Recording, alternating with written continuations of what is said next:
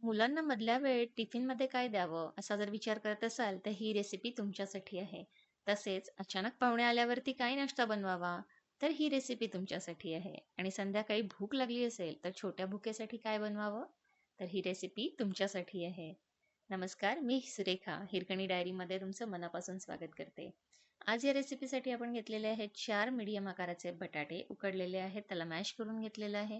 त्यामध्ये एक छोटा चमचा आपण ऑरिगॅनो टाकलेला आहे, छोटा चमचा चिली फ्लेक्स टाकलेला आहे आणि चवीनुसार मीठ घालून तसे 4 चमचे कॉर्नफ्लोअर घालून आपण त्याचा एक गोळा तयार करून घेतलेला आहे.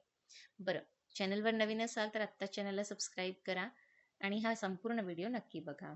पोळपाटाला तेल लावून घेतलेलं आहे आणि जो आपण गोळा करून ठेवलेला आहे त्याची आपण छान जाडसर अशी पोळी लाटून घेणार आहोत. तिला व्यवस्थित चौकोन आकार देऊन घ्यायचा आहे.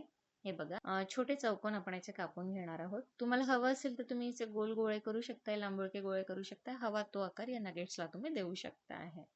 मी इथे चौकोन कापून घेतलेले आहे आणि त्याला काट्या चमच्याच्या मदतीने एक थोडीशी डिझाईन देण्याचा प्रयत्न केलेला आहे. आता याला आपण फ्रीजमध्ये सेट करायला ठेवणार आहोत आणि एक 10 मिनिटानंतर आपण याला तळायला घेणार आहोत. बरं, आता वेळ नसेल आणि उद्या सकाळी डब्याला द्यायचं आहे तर तुम्ही हे आदल्या दिवशी देखील रात्री बनवून फ्रीजमध्ये ठेवू शकताय. सकाळी वेळेवरती तळून आपण मुलांच्या डब्याला याला देऊ शकतोय. अजिबात तेलकट होत नाहीत. खूप छान क्रिस्पी आणि टेस्टी हे होतात. हे हे बघा, इथे मी हे तळून घेतलेले आहेत. गोल्डन रंगावरती आपण याला छान मीडियम गॅसवरती तळून घेतलेले आहेत.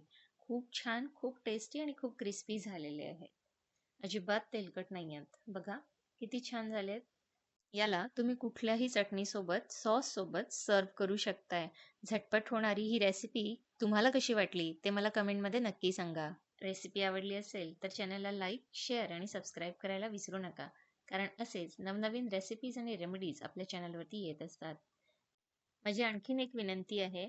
तुम्ही व्हिडिओ संपूर्ण बघता, परंतु कमेंट करत नाहीत आणि लाईक करायला देखील तुम्ही विसरून जाताय. त्यामुळे व्हिडिओ सुरू झाल्या-झाल्या लाईक करायला विसरू नका. लाईक करा आणि संपूर्ण व्हिडिओ बघा.